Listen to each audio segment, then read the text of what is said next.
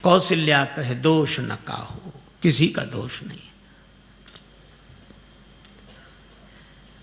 ये तो कर्म विवश दुख सुख क्षति लाहू, दुख सुख हानि लाभ भाग्य के अधीन हैं, कर्म विवश हैं।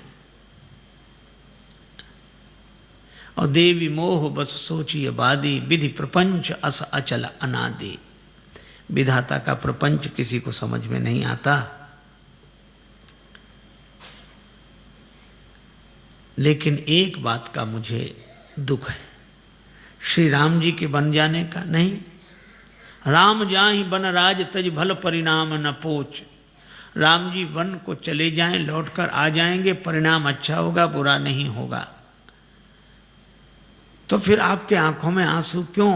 कौशल्या जी ने कहा कि राम जी की सौगंध मैंने आज तक नहीं की, लेकिन चित्रकूट जैसे तीर्थ में मैं राम जी की सौगंध करके कह रही हूं, गहवर ही कहे कौशला मोहि भरत कर सोच। मुझे भरत की चिंता है। क्यों? क्योंकि गूढ़ स्नेह भरत मन माही, रहे नीक मुह लागत नाही। भरत जी के हृदय में छिपा हुआ प्रेम है। भरत राम के बिना नहीं रह सकते। इसलिए सुनैना जी, आप महाराज जनक से प्रार्थना करें कि पंचायत में ऐसा फैसला हो कि भरत जी राम जी के संग चले जाएं। श्री सीता जी को लेकर विदा हुई। सुनैना जी जनक जी के पास आई। जनक जी ने बेटी को वनवासिनी वेश में देखा। भयउ प्रेम परितोष विसेखी। मन में स्वाभिमान का उदय हुआ कि मेरी बेटी के ऐसी त्याग का जीवन। लेकिन मन में एक बात आई, किसी व्यक्ति ने अपनी बेटी का विवाह किया बड़े ठाट वाट से। बेटी की विदा हुई, ससुराल गई। दैवयोग दूसरे दिन उसकी मृत्यु हो गई। सभी लोग जुड़े, शोकाकुल था परिवार। उस बेटी का पिता भी आया था। सबने अपनी अपनी श्रद्धांजलि दी। पिता ने कहा कि बेटी की समाधि बनाओ तो उस पर ये 2 पंक्तियां मेरी ओर से लिखा देना। क्या दिया? जो कुछ भी दे सकते थे हम इस उम्मीद ना मुरादी में, कफन देना ही भूले थे फकत सामान्य शादी में। हम यही देना भूल गए थे। जनक जी भी सोचते हैं कि हम ये वनवासिनी का जो वेश धारण किया, ये वस्त्र देना भूल गए थे। श्री जानकी जी की ओर देखकर कहा, पुत्र पवित्र किए कुल दो। दोनों कुलों को पवित्र किया बेटी। श्री जानकी जी माता से विनय करके लौटकर अपने शिविर में आ गई। जनक जी से मां सुनैना ने कहा जो कौशल्या जी ने कहा था। जनक जी उठकर बैठ गए। देवी, धर्म राजनीति ब्रह्म विचार अत्यंत जटिल विषय है। धर्म के बारे में निर्णय करना कठिन। किम कर्म किम अकर्मेति कवियो अप्यत्र मोहिता। बड़े बड़े बुद्धिमान मोहित होते हैं। और राजनीति, कुछ भी निर्णय पूर्वक कहना कठिन होता है। और ब्रह्म विचार, वेदांत, वेदांत तो अकथ का कथ्य है। जो नहीं कहा जा सकता उसको ही कहा जा रहा है। कितना कठिन। पर श्री जनक जी कहते हैं इन तीनों विषयों में मेरा अधिकार है, पर मेरी ऐसी सूक्ष्म बुद्धि भी सोमति मोर भरत महिमा ही कहे काह छुअ सकत न छाही। ऐसी मेरी बुद्धि भरत जी की महिमा क्या कहेगी, उनकी परीक्षाएं भी नहीं छू सकती। भरत जी के गुण तो एक ही हैं जो जानते हैं, वे हैं श्री राम। भरत महामहिमा सुन रानी, जान ही राम न सकहीं बखानी। पर भरत कथा भवबंध विमोचनी। पूरी रात यही चर्चा करते रहे। इधर श्री भरत सब सो रहे हैं, पर 2 भाई जाग रहे हैं। एक नेम के कारण, एक प्रेम के कारण, एक राम जी के चिंतन में, एक राम जी की चिंता में, एक सजग लोचन है, एक सजल लोचन है।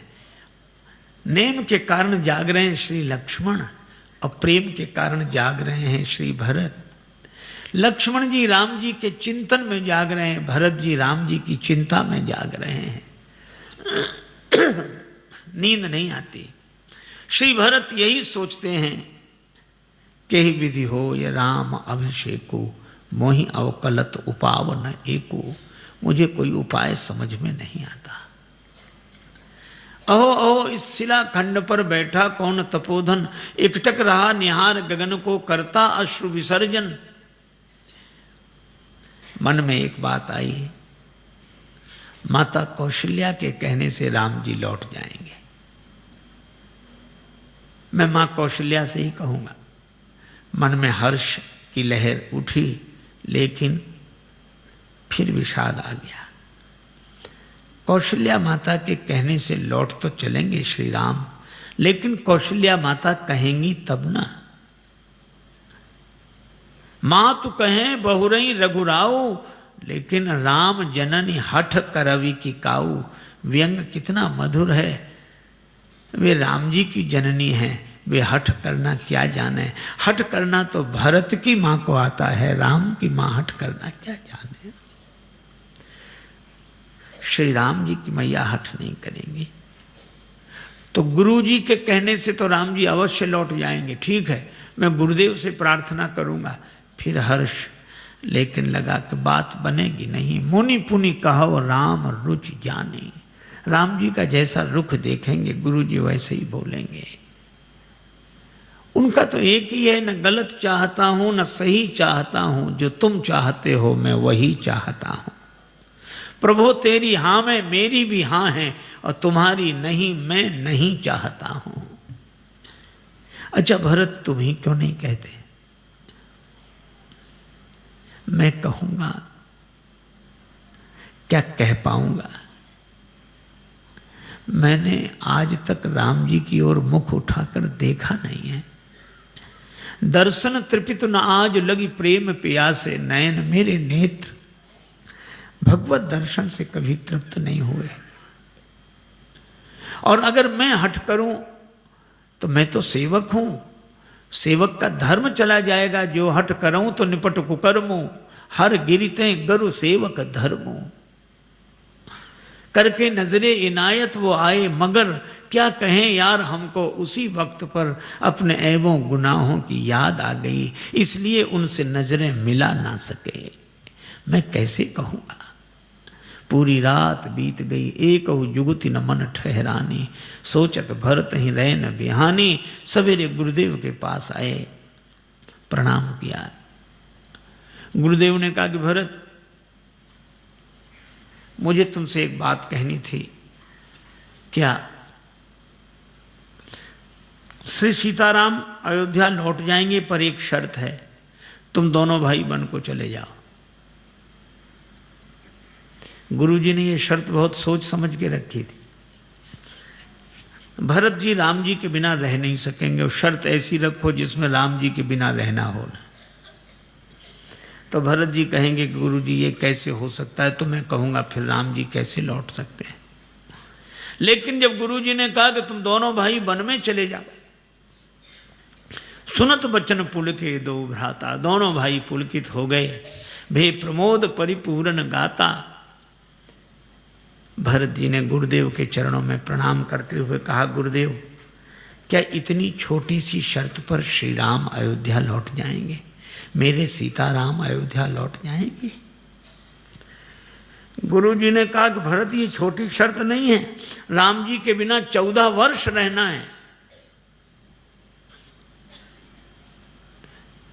भरत जी ने कहा कि गुरुदेव मेरे सीताराम सिंहासनासीन हो जाएं तो 14 वर्ष की कौन कहे। मैं आपके चरणों की सौगंध करके कहता हूं, कानन करऊं जन्म भरी वास। मैं जीवन भर वन में रह सकता हूं। अरे फिर तुम्हें राम जी नहीं मिलेंगे, न मिले, पर यही क्या कम है कि मेरे कान सुनते रहेंगे कि कि मेरे राम जी राजा हैं, प्रसन्न हैं, आनंद में हैं। वशिष्ठ जी फिर बोल नहीं सके। तत्सुख सुखित्व का ऐसा उदाहरण और कहाँ।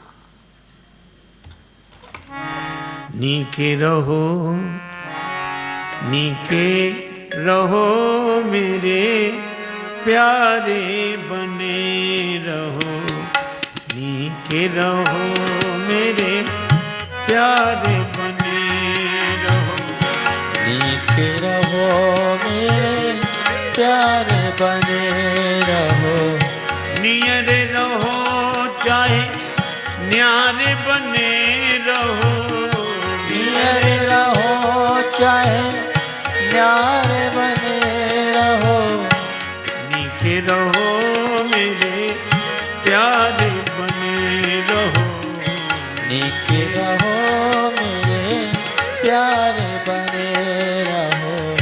श्रवणन से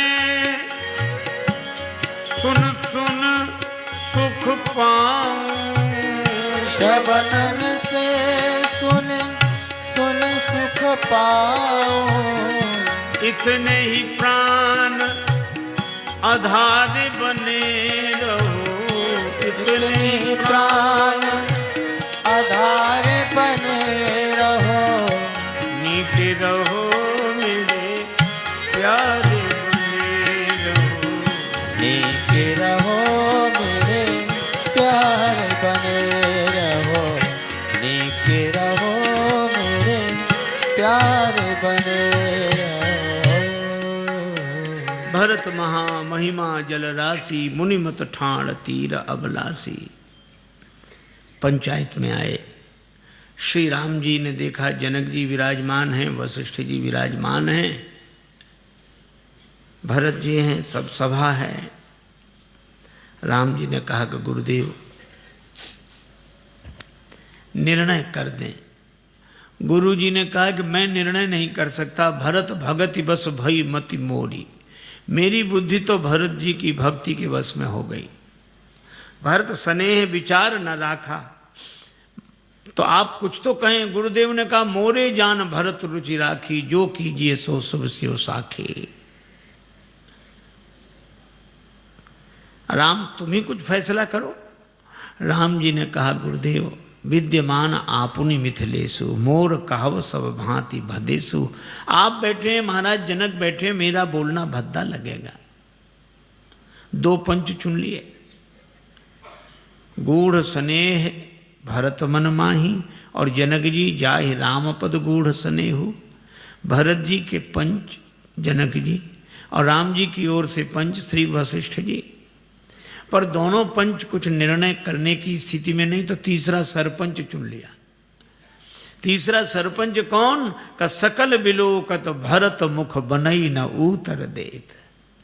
श्री भरत जी ने देखा, उठकर खड़े हो गए। राम जी को बोलने में जहाँ भद्दा लग रहा वहाँ श्री भरत जी बोल रहे हैं। भरत जी ने कहा कि प्रभु बाहर भी आप हैं और मेरे भीतर हृदय में भी आप हैं। अगर आपको बाहर से बोलने में कुछ भद्दा लग रहा है तो भीतर से बोल दीजिए, वाणी मेरी होगी, बात आपकी होगी। और भरत भारती मंजू मराली। श्री भरत जी सरस्वती जी का स्मरण करते हैं, मानो भरत जी नहीं सरस्वती जी बोल रही हैं, और सरस्वती जी के माध्यम से राम जी बोल रहे हैं। यही है, वाणी भक्त की होती है और बात भगवान की होती है। श्री भरत जी ने कहा मैं तो बस सेवा चाहता हूँ। भगवान ने कहा कि मुझे अवध ले चलकर मेरी सेवा करो या मेरे साथ चलकर मेरी सेवा करो। श्री भरत जी बोले दोनों बात नहीं कह रहा हूं। फिर का आज्ञा समन सुसाहिब सेवा, आदेश मिल जाए, आज्ञा मिल जाए। राम जी पुलकित हो गए। राम जी ने कहा कि भरत पितु आए सुपाल ही दो भाई, दोनों भाई पिता की आज्ञा का पालन करें। मैं जानता हूं कि तुम्हें इसमें बड़ी कठिनाई, निर्णय हो गया। भरत जी ने 5 दिन में चित्रकूट का दर्शन किया। आज सुंदर दिन जानकर जाने की बात मन में है, पर राम जी कुछ कहने में संकोच कर रहे हैं। तो राम जी ने सोचा कि हम कैसे कहें कि आप लोग जाओ, कोई दूसरा कह दे। तो श्री राम जी ने देखा गुरु नृप भरत सभा अवलोकी, सकुचि राम पुनि अवनि बिलोकी। गुरुदेव की ओर देखा। आप कहने गुरुदेव मन ही मन सोच रहे हैं कि मेरा काम तो जीव को भगवान से मिलाना है, मिले मिलाए को अलग करना तो नहीं। श्री जनक जी की ओर देखा और श्री जनक जी कहते हैं कि मैंने तो कोई फैसला किया नहीं, मैं कैसे कह दूं कि जाओ। कोई और व्यक्ति कह दे। और उसके बाद राम जी ने सकुच राम पुनि अवनि बिलोकी, धरती की ओर देखा। भरत जी समझ गए, उठकर खड़े हुए। आय सुदेय देव अब सबुई सुधारी मोर, आप आज्ञा दे दें, आधार मिल जाए। भगवान ने पादुका दी। श्री भरत जी ने पादुका अपने सिर पर रख ली। भगवान ने कहा कि भरत, तुमने मुझसे आधार मांगा था, हमने तो तुम्हारे सिर पर भार डाल दिया। भरत जी ने कहा कि प्रभु भार नहीं, आधार है। आधार कहीं सिर पर रखा जाता है? हाँ प्रभु।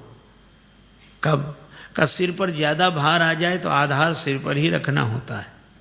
लोगों ने मेरे सिर पर अयोध्या का भार डाल दिया, आपने पादुका दे दी। अब राज्य का भार उठाने का आधार मिल गया। अब वो राज्य का भार जो मेरे सिर पर था आज से पादुका पर रहेगा। सिर पर लोग कुछ सामान रखना हो तो पगड़ी का आधार रख लेते हैं। इसी तरह राज्य का भार सिर पर था, आपने पादुका दी, अब पादुका के आधार पर राज्य का भार रहेगा। भरत, वो तो ठीक है, पर पादुका किसकी है? कहा प्रभु आपकी। राम जी ने कहा कि तुम तो अयोध्या ले जा रहे हो, फिर कैसे फैसला होगा कि पादुका मेरी? भरत जी ने कहा फैसला हो जाएगा।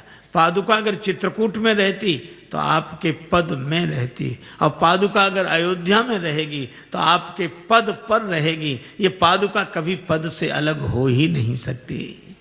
चाहे पद में रहे चाहे पद पर रहे, पद में रहे तो पद का भार पादुका पर, और पद पर रहे तो पद का भार पादुका पर। भरत, सो तो ठीक है, लेकिन तुमने तो पनही मांगी थी, मोरे शरण राम ही की पनही, और तुम्हें पादुका मिल गई। श्री भरत जी ने कहा यह भी अच्छा रहा। पनही माने जूता, यह भी पाँव में रहता है, और पादुका खड़ाऊँ यह भी पाँव में रहती है। लेकिन एक अंतर है, जूता पाँव को संभालता है और खड़ाऊँ को पाँव संभालता है। अगर मुझे पनही मिली होती तो आपके चरणों को मुझे संभालना होता, पर पादुका मिल गई है। अब आपके जब पादुका मिली है तो आपके चरण ही मुझे संभालेंगे, और मैं तो यही चाहता हूँ कि आपके चरण मुझे संभालें। खड़ाऊँ में एक खूंटी को अंगुष्ठ और अंगुली मिलकर पकड़ लेते हैं। मैं लकड़ी की खड़ाऊं की तरह पड़ा रहूं चरणों में, और मेरे विश्वास की खूंटी को अंगुष्ठ की तरह से एक ओर से प्रभु आप और अंगुली की तरह से एक ओर से जानकी माता दोनों मिलकर संभाले रहें, यही मैं चाहता हूं। भगवान ने कहा कि भरत, सो तो ठीक है, लेकिन तुम्हें आधार क्या मिला? भरत जी ने कहा कि प्रभु मुझे भी आधार मिल गया। अब आपको खोजने के लिए मुझे वन वन नहीं भटकना पड़ेगा। क्यों? पादुका मैं लेकर जा रहा हूं, और प्रभु पादुका चरणों के पास चलकर नहीं आती, चरण ही वहां चलकर आते हैं जहां पादुका होती है।